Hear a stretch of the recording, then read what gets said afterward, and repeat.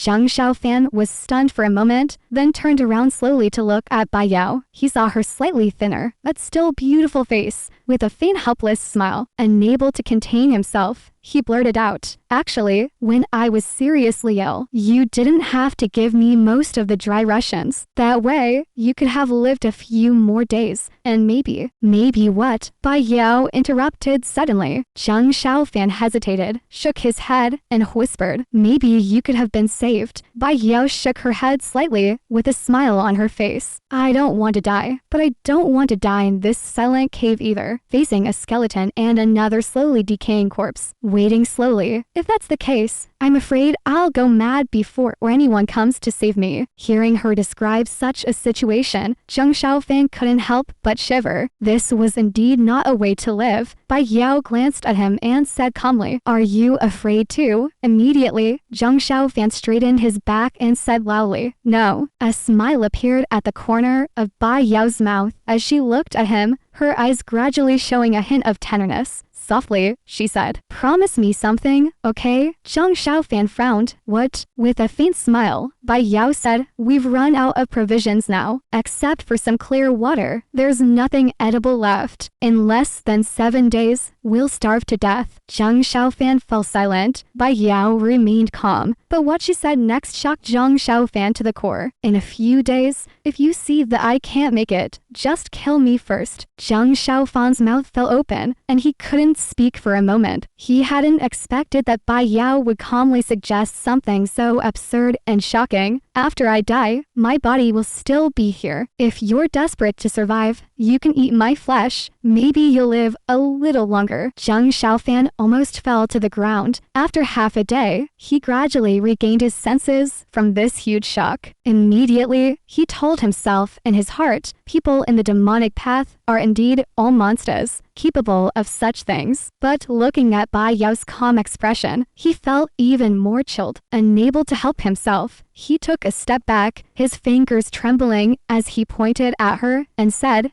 What did you just say?" Bai Yao looked at him, her eyes seeming even warmer. But in Zhang Xiaofan's eyes, she seemed more poisonous than all the toxins in the world combined. "You don't want to go back to Qingyun Sect's Dazhufeng to see your spirit sisterlinger? You still have several fellow disciples here in this Wanfu ancient cave. They will surely come looking for you. The longer you live, the greater the hope they'll find you, right?" Bai Yao lowered her head slightly, speaking in the same calm tone. But Zhang Xiaofan, at this moment, didn't care about her tone. He didn't even notice how she knew about Linger's matter. He just angrily pointed at her and said, You actually want me to eat.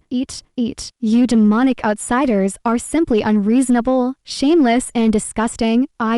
He grew angrier as he spoke, but his words were stumbling. He said I and you for a while without saying anything meaningful. However, his reaction seemed to have been anticipated by Bai Yao. She didn't get angry or mock him, just looked at him blankly for a while. When Zhang Xiaofan's heavy breathing gradually subsided, she slowly said, "Whether you eat me or not is up to you, but you must kill me first." "Here we go again," Zhang Xiaofan exclaimed angrily. "Don't think I'll join you demonic outsiders in your madness. Give me some dry rations, and I'll use my body to repay you. If you want to drag me down with you, forget it." Bai Yao shook her head slowly. "That's not it, I'm afraid." "Nonsense. I will never fall for your tricks." Zhang Xiaofan stopped abruptly, then muttered, "What did you say?" As if at this critical moment of life and death, there was an unprecedented change in Bixia's mood. She seemed to be plunged into some kind of reminiscence,